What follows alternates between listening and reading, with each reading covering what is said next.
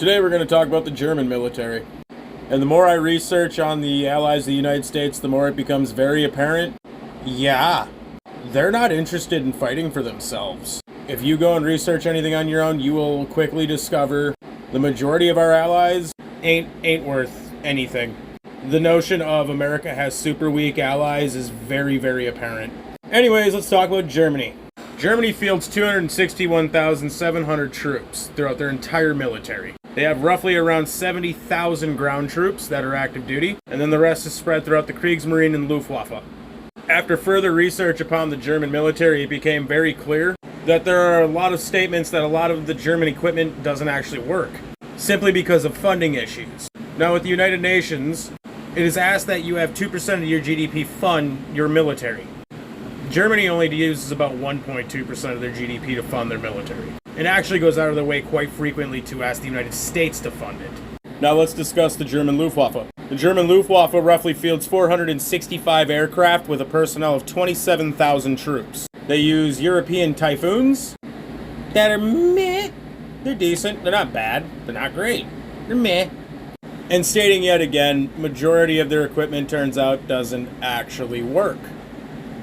I mean, there's military grade, and then apparently there's German grade equipment, and it just doesn't work. Now, it is no secret that the Germans field some of the strongest armor on planet Earth.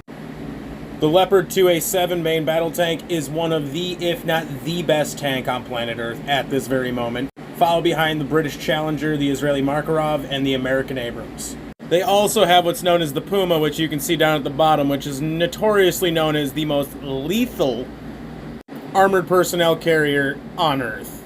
Insanely fast, hits incredibly hard, has very good armor, very mobile. The German military roughly fields 350 of them bad boy Pumas. And as an American, I heavily envy the Puma. I mean, if anyone's ever seen these things actually go to work, holy shit.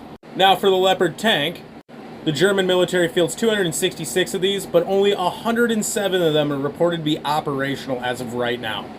Now for self-propelled artillery, you have the Panzer 2000. The Germans didn't learn their lesson with the Ferdinand. They again went with a big, bulky, heavy boy. They have 121 of these bad boy puppies, but only 42 of them are actually operational and functioning as we speak.